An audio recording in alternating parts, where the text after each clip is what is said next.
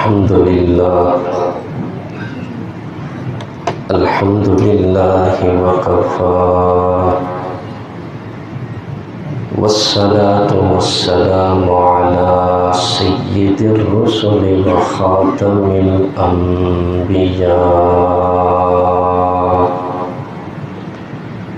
وعلى آله وأصحابه الأتقياء. أما بعد، أعوذ بالله من الشيطان الرجيم.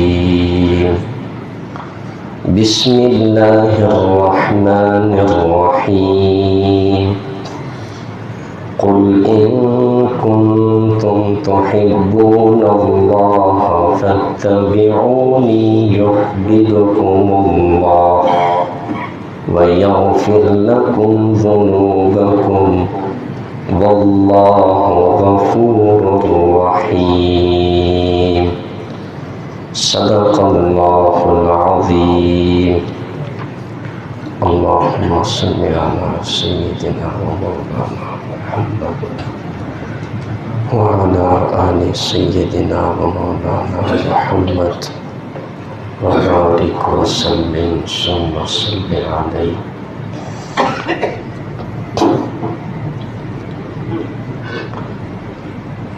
کلمہ اسلام کلمہ طیبہ کے دو جز ہیں. پہلا جز لا الہ الا اللہ، دوسرا جز محمد الرسول اللہ. کلمے کے اس پہلے جز میں اس بات کی گواہی دی جاتی ہے کہ اللہ کے سوا کوئی معبود نہیں، معبود اکیلا اللہ ہے. اور دوسرا جز ہے محمد الرسول اللہ، جس میں اس بات کی گواہی دی جاتی ہے کہ محمد صلی اللہ علیہ وسلم اللہ کے رسول ہیں، اور صرف رسول نہیں، خاتم النبیین ہیں. اب جس شخص نے رسول اللہ صلی اللہ علیہ وسلم کو اللہ کا رسول تسلیم کر لیا، نبی کریم صلی اللہ علیہ وسلم کی نبوت و رسالت پر ایمان لے آیا، تو اس شخص کے لیے ضروری ہے کہ وہ کائنات کی ہر چیز سے بڑھ کر حضور اکرم صلی اللہ علیہ وسلم سے محبت کرے، رشتوں ناتوں سے بڑھ کر، کنبے قبیلے سے بڑھ کر، مال و دولت سے بڑھ کر، اولاد سے بڑھ کر. خلاصہ یہ کہ دنیا کے تمام اسباب سے زیادہ اولاد اور ازواج سے زیادہ تجارت و زراعت کی کمائی سے زیادہ جب تک رسول اللہ صلی اللہ علیہ وسلم سے محبت نہیں ہوگی، اس وقت تک وہ شخص اللہ اور اس کے رسول کے کاغذات میں مومن کہلانے کا حقدار نہیں بن سکتا. خود حضور اکرم صلی اللہ علیہ وسلم نے ارشاد فرمایا، لا یؤمن احدکم تم میں سے کوئی شخص اس وقت تک مومن نہیں ہو سکتا حتی اکون احب الیہ من والدہ وولدہ والناس اجمعین، کہ کوئی شخص تم میں سے اس وقت تک مومن نہیں ہو سکتا جب تک میں اسے اس کے والدین سے بڑھ کر محبوب نہ بن جاؤں، اور جب تک اس کی اولاد سے بڑھ کر میں اس کا محبوب نہ بن جاؤں، اور جب تک ساری کائنات کے لوگوں سے بڑھ کر میں اس کا محبوب نہ بن جاؤں۔ تو خلاصہ یہ نکلا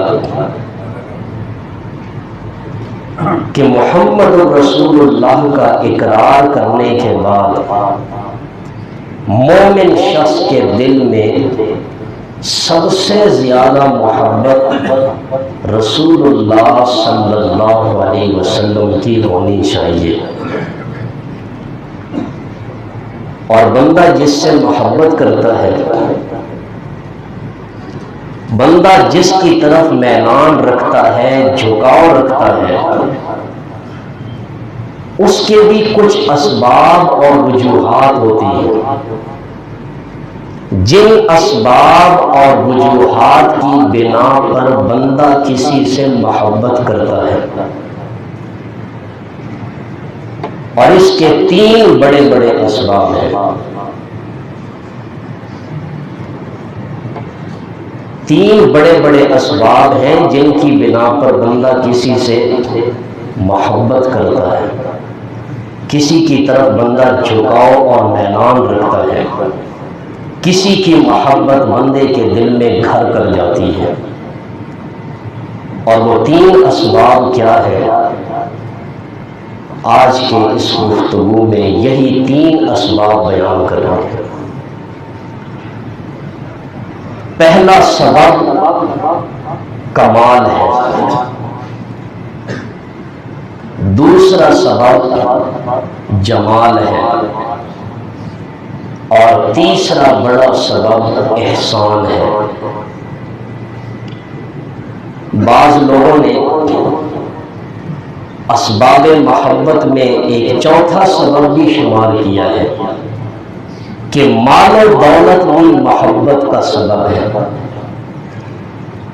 لیکن میں سمجھتا ہوں کہ مال و دولت کی وجہ سے کسی سے محبت نہیں کی جاتی، بلکہ مال و دولت کی وجہ سے عموماً چاپلوسی کی جاتی ہے۔ بندہ کسی کے پاس مال دیکھے گا تو اس سے کوئی دل میں محبت نہیں آتی ہے، بلکہ اس لیے اس کے قریب ہوتا ہے کہ یہ مجھے کچھ مالی فائدہ پہنچائے، عموماً ایسے ہوتا ہے۔ ویسے رسول اللہ صلی اللہ علیہ وسلم کے بارے میں اگر سیرت کا مطالعہ کریں تو آپ علیہ السلام دنیا کے سب سے بڑے مالدار انسان تھے۔ کیوں؟ اس لیے کہ مالداری یہ روپے پیسے کا نام نہیں ہے۔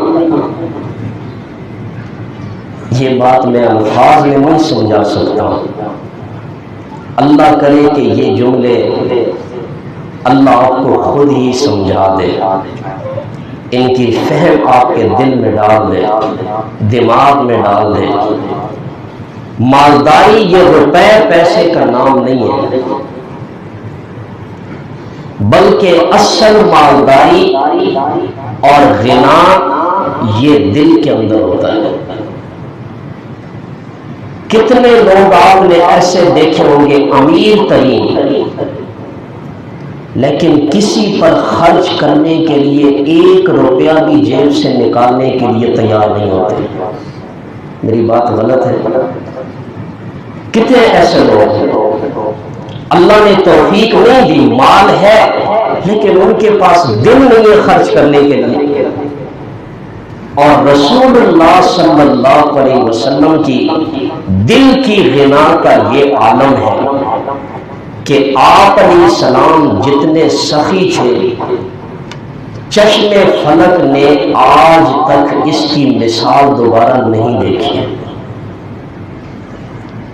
حضرت ابو ہریرہ رضی اللہ تعالیٰ عنہ فرماتے ہیں آپ علیہ السلام نے عام اعلان فرما رکھا تھا جو مسلمان شخص مر جائے اس پر قرضہ ہے اس کا قرضہ میں ادا کروں گا، اور جو مسلمان شخص ورثہ چھوڑ کر مر جائے، وراثت چھوڑ کر مر جائے، تو اس کی وراثت اس کے وارث سنبھالیں گے۔ تو دیکھیں رسول اللہ صلی اللہ علیہ وسلم دل کے غنی تھے، اس لحاظ سے حضور سب سے بڑے مالدار تھے، اور اللہ تعالیٰ سے دل کی غنا کی دعا کیا کرے، اللہ ہم سب کو دل کی غنا نصیب کرے۔ بہرحال یہ محبت کا کوئی سبب نہیں ہے، بلکہ اصل محبت کے جو بڑے اسباب ہیں وہ تین ہیں۔ پہلا سبب کمال ہے، کسی شخص میں کمالات ہوں، صلاحیتیں ہوں، خوبیاں ہوں، تو اس کے یہ کمالات، یہ خوبیاں، یہ اس کی اچھائیاں کسی بندے کو اپنی طرف مائل کرتی ہیں۔ اس کی میں کیا مثال دے دوں؟ حاتم طائی کو دیکھ لیں، اس میں کون سی صفت تھی بڑی؟ سخاوت تھی۔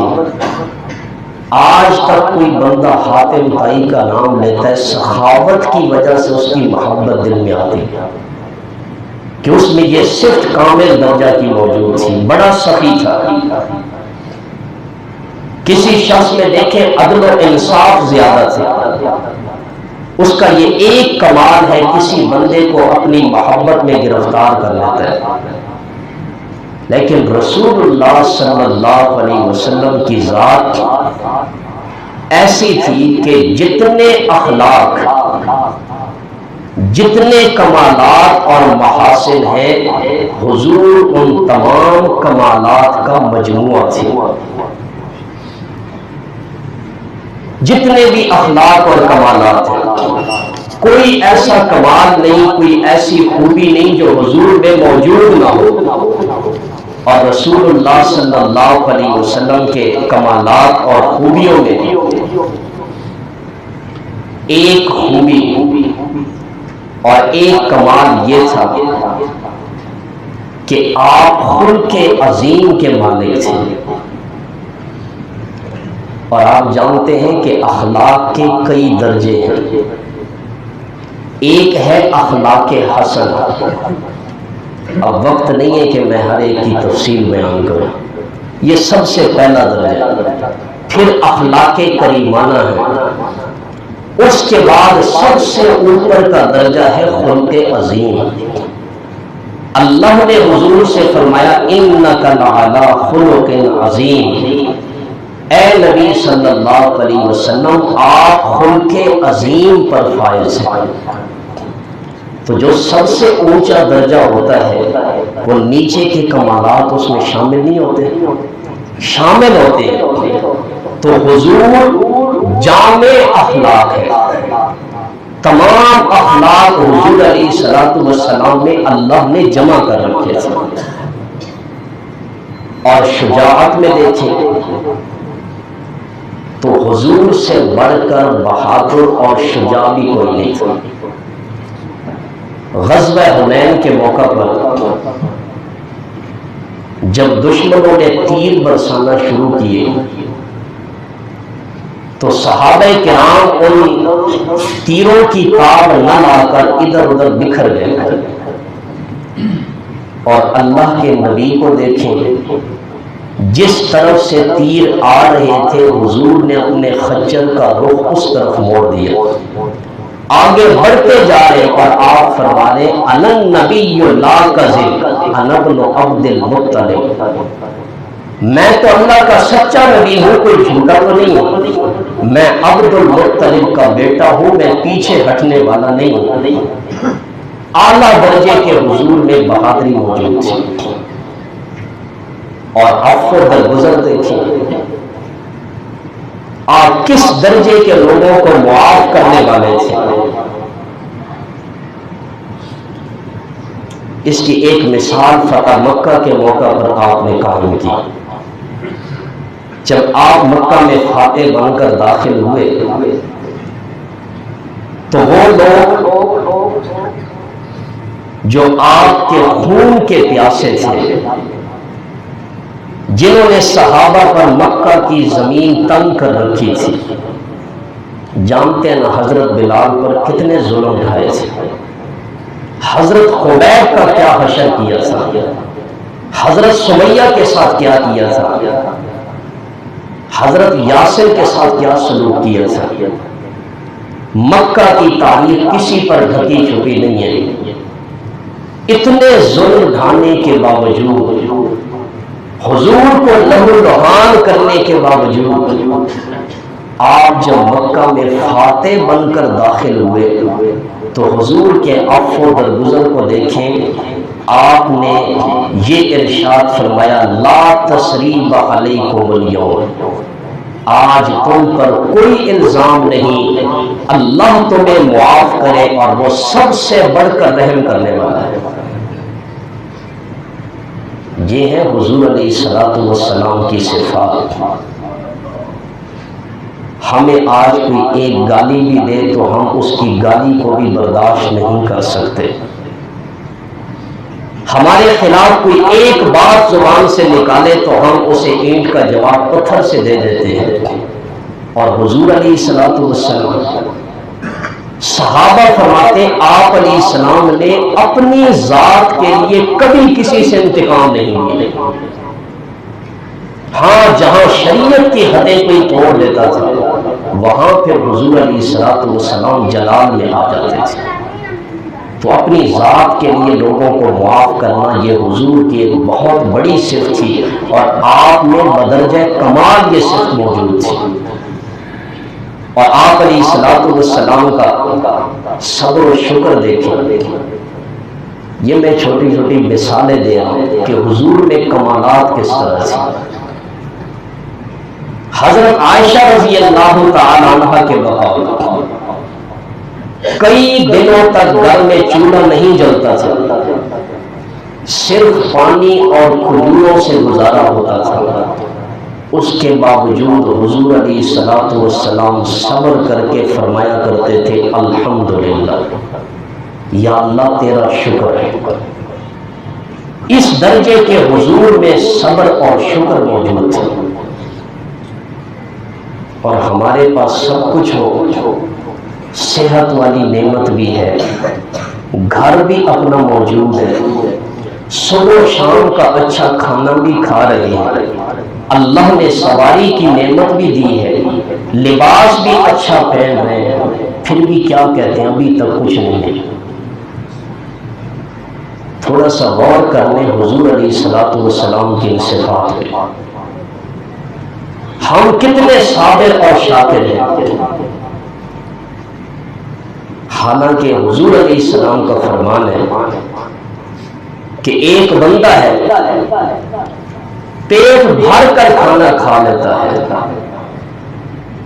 اس نے اچھا کھانا کھایا ہے اور کھانا کھانے کے بعد وہ کہتا ہے الحمدللہ، یا اللہ تیرا شکر ہے کہ تم نے مجھے اچھا کھانا کھلایا. حضور فرماتے ہیں اللہ تعالیٰ اس کو روزے دار صبر کرنے والے جتنا اجر عطا فرماتے ہیں. کوئی مشکل ہے کہہ دیں زبان سے الحمدللہ، اللہ اس نعمت کو بڑھا دیتے ہیں، روزے داروں جتنا اجر عطا فرماتے ہیں. تو حضور علیہ السلام میں صبر و شکر بھی کامل تھا.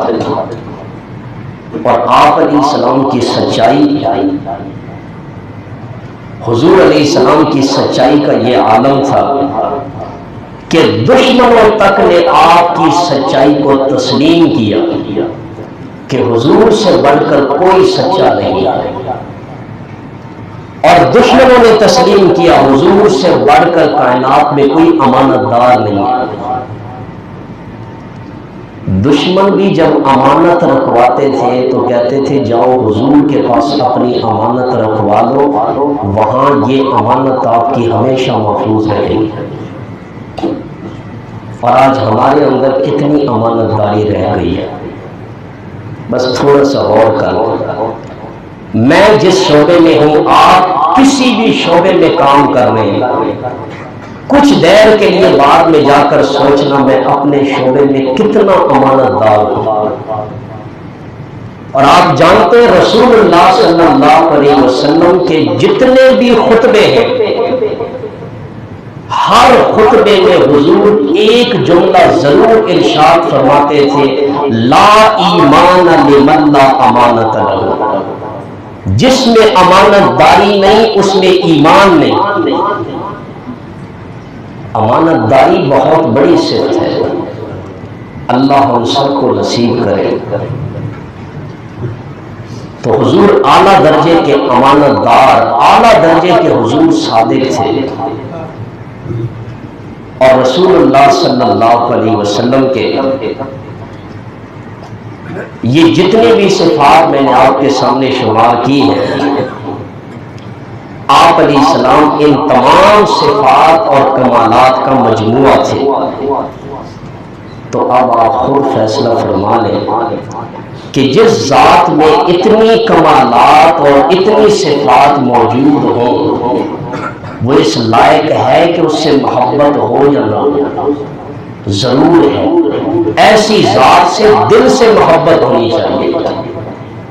دنیا والے آج کسی کے اندر ایک عدل کی صفت دیکھ لے تو اس پہ ناز کرتے، فلاں بڑا عدل و انصاف کرتا ہے۔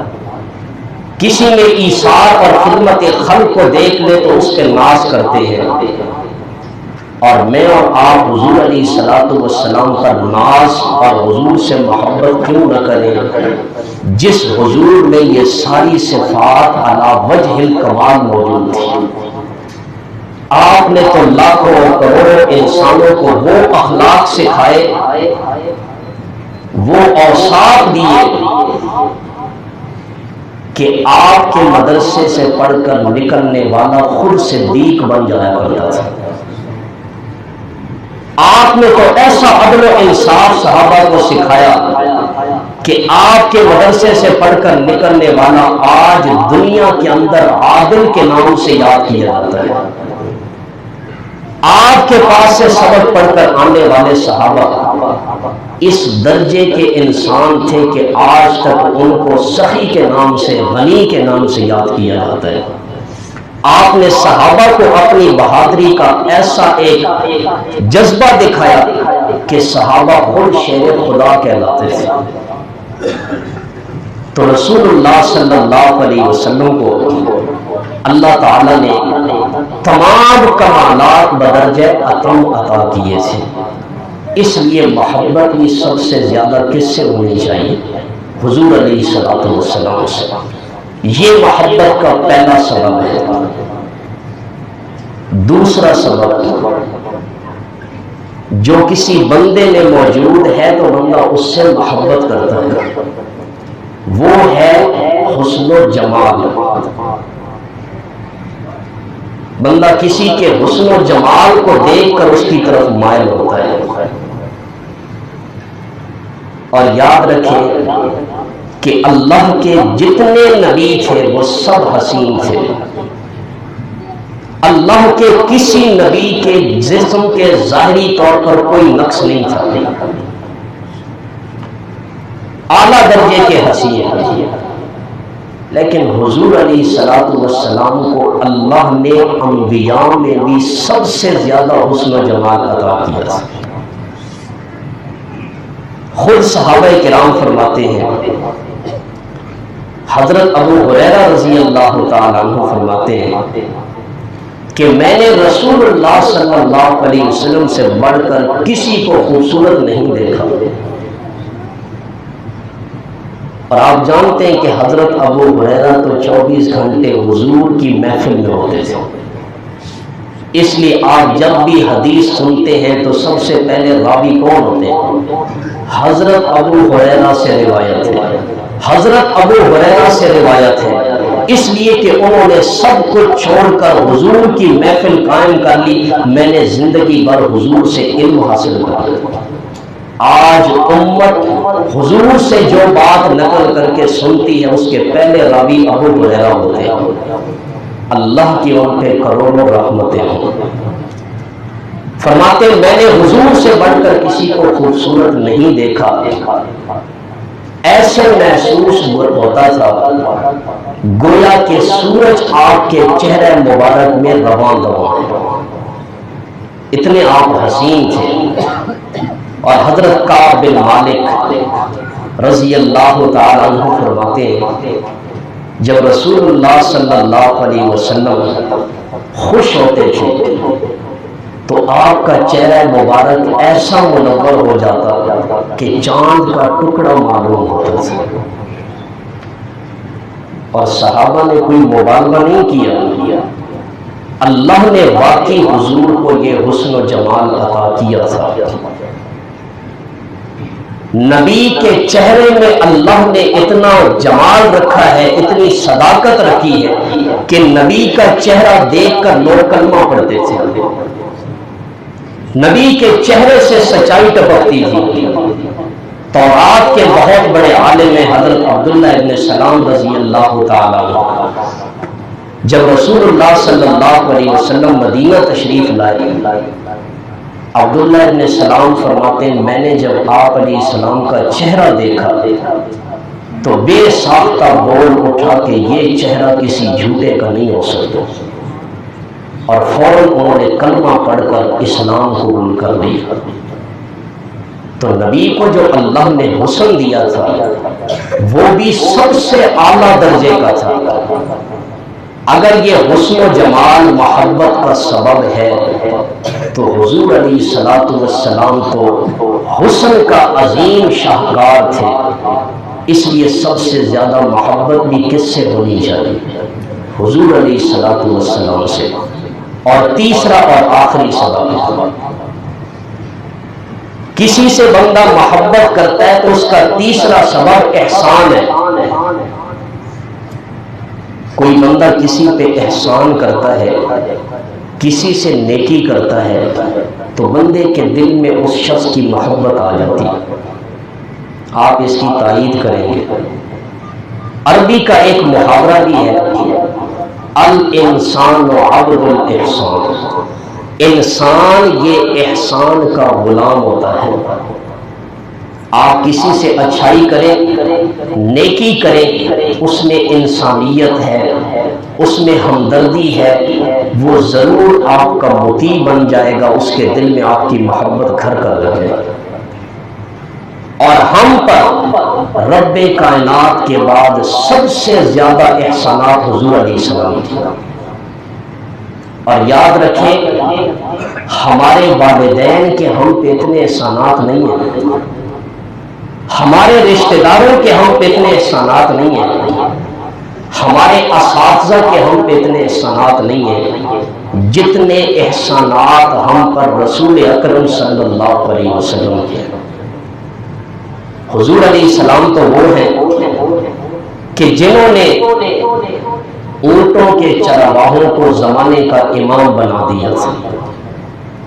حضور علیہ السلام تو اتنے بڑے محسن ہیں کہ انہوں نے انسانوں کو خدا سے ملا دیا تھا۔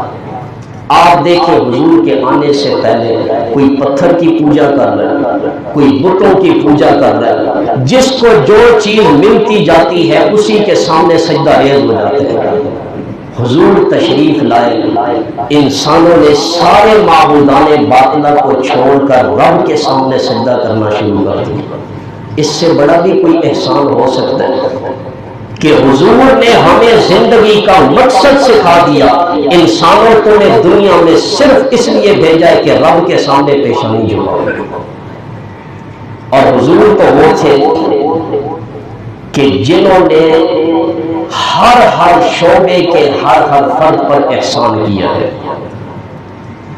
آپ سیرت پڑھ کر دیکھیں، بیواؤں کو دیکھیں حضور نے حقوق دیے، یتیموں کو دیکھیں حضور نے حقوق دیے، پڑوسیوں کو دیکھیں حضور نے حقوق دیے، رشتہ داروں کو حقوق دیے، والدین کے حقوق رکھے، بڑوں کے حقوق رکھے، ہر شعبے میں حضور علیہ الصلوۃ والسلام نے وہ قوانین بتا دیے کہ ہر ایک پر آپ نے احسان کر دیا۔ اور سب سے بڑی بات قیامت کا دن ہے، کتنا ہولناک منظر ہے۔ حضرت آدم صفی اللہ اس وقت کہہ رہے ہیں نفسی نفسی، اپنی جان کی فکر پڑی ہوئی ہے۔ ابراہیم خلیل اللہ نفسی نفسی کہہ رہے ہوں گے، حضرت موسیٰ کلیم اللہ نفسی نفسی کہہ رہے ہوں گے، اور اس ہولناک منظر میں اللہ کے نبی کی زبان پر جملہ ہوگا امتی امتی، یا اللہ میری امت میری امت۔ جس نبی کو اپنی گناہگار امت سے اتنی محبت ہو تو کیا ہم اتنا نہیں کر سکتے کہ ہم بھی سب سے بڑھ کر حضور سے محبت کریں؟ یقیناً حضور اس لائق ہے، اس قابل ہے کہ کائنات میں سب سے زیادہ محبت حضور علیہ الصلوۃ والسلام سے ہونی چاہیے۔ اور اگلی بات اور آخری بات، تاریخ اس بات پر گواہ ہے کہ ہر دور میں سچے مسلمانوں نے اس بات کو ثابت کیا ہے کہ واقعی ہمیں حضور سے سچی محبت ہے۔ مسلمان حضور کی محبت پہ اپنی جانیں قربان کر دیتے ہیں۔ صحابہ کرام کو دیکھ لیں، ایک ایک حضور علیہ الصلوۃ والسلام کا عمل اپنانے کے لیے اگر راستے میں کوئی رکاوٹ بنتا تھا، جان دینے کے لیے تیار ہو جاتے تھے، حضور کی اس عمل کو چھوڑنے کے لیے تیار نہیں ہوتے تھے۔ اور یہ بھی یاد رکھیں کہ حضور سے محبت کا تقاضا یہ ہے کہ ہمارے وجود کے ایک ایک عمل اس بات کی گواہی دے کہ ہمیں واقعی حضور سے محبت ہے۔ ایک ایک عمل، کوئی بندہ کسی سے محبت کرتا ہے تو بندہ اپنے محبوب کی اداؤں کو کس طرح اپناتا ہے؟ وہ دیکھتا ہے میرے محبوب کے چلنے کا انداز کیا ہے، وہ بیٹھتا کیسے ہے، وہ بولتا کیسے ہے، اس کی ایک ایک ادا کو اپنا کر اس پہ فخر محسوس کرتا ہے۔ اور ہمارے سب سے بڑے محبوب رسول اللہ صلی اللہ علیہ وسلم، ہمیں حضور کی ہر ادا سے محبت ہو، ہمیں حضور کی سیرت سے محبت ہو، ہمیں حضور کی صورت سے محبت ہو۔ اور حضور کی صورت کیسی تھی؟ چہرہ مبارک پہ داڑھی مبارک تھی، حضور کی یہ صورت تھی۔ اس لیے ہمیں حضور سے سچی محبت ہے تو خدا را اپنے چہروں پہ سنت رسول سجائیں۔ کسی پہ تنقید نہیں کر رہا، سچی محبت اگر ظاہر کرنی ہے اپنا چہرہ اپنی صورت حضور جیسی بنائے، حضور کی سیرت کو اپنائے۔ آپ کے آباد کیسے تھے؟ آپ علیہ الصلوۃ والسلام کی سیرت کیسی تھی؟ آپ کاروبار کیسے کرتے تھے؟ حضور علیہ السلام کے تجارت کا طریقہ کیا تھا؟ کتنے یہاں پہ تاجر بیٹھے ہوں گے، انصاف سے بتائیں، اور ان میں سے کتنے ایسے ہیں جن کو یہ معلوم ہے کہ حضور کی تجارت کا طریقہ کیا تھا اور ہم اس کے مطابق تجارت کر رہے ہیں؟ کتنے ایسے ہیں؟ اللہ ماشاءاللہ، اللہ کسی پہ مہربانی کرے۔ اللہ سے دعا ہے اللہ ہر ایک پہ مہربانی کرے۔ ہمارے تجارت اگر حضور کے طریقے کے مطابق ہو جائے، جتنا بھی حلال کما لیں گے شام کو اس پہ کہیں گے الحمدللہ، یا اللہ تیرا شکر ہے یہ تو نے مجھے جائز منافع دے دیا۔ لیکن اگر حضور کی سیرت کے مطابق تجارت نہیں کی، لاکھوں بھی کما لیں پھر بھی کہتے ہیں آج منافع نہیں ہوا، اس لیے کہ اس میں حضور کا طریقہ نہیں ہے۔ قوم شعیب حضرت شعیب سے کیا کہتے تھے؟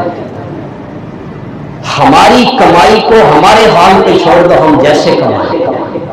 انہوں نے کہا نہیں، جب تم نے ایمان قبول کر لیا تو ایمان قبول کرنے کے بعد بندہ کمائی بھی کرے گا تو کس کی مرضی کے مطابق؟ اللہ کی مرضی کے مطابق۔ ہم نماز پڑھنے کے لیے پہلی صف میں بیٹھتے ہیں، جب تجارت کا معاملہ آتا ہے تو کیا کہتے ہیں؟ یہ اپنے طریقے سے کریں گے۔ وہ جی بازار میں سارے ہی تو ایسی زبان استعمال کرتے ہیں، گاہک سے جھوٹ نہ بولے تو گاہک کو اپنی طرف متوجہ نہیں کر سکتے۔ ایمان ہے، حضور سے محبت ہے، سیرت کے مطابق آج سے اپنے تجارت کاروبار شروع کریں، پھر دیکھیں اللہ اس میں کیسی برکتیں ڈالتے ہیں۔ تو خلاصہ یہ نکلا کہ محبت کے 3 اسباب ہیں، کمال، جمال اور احسان، اور تینوں میں دیکھیں تو حضور علیہ السلام میں بدرجہ کمال موجود ہے۔ اس لیے سب سے زیادہ محبت مومن کو حضور علیہ السلام سے ہونی چاہیے۔ اللہ ہمیں حضور کی محبت نصیب فرمائے۔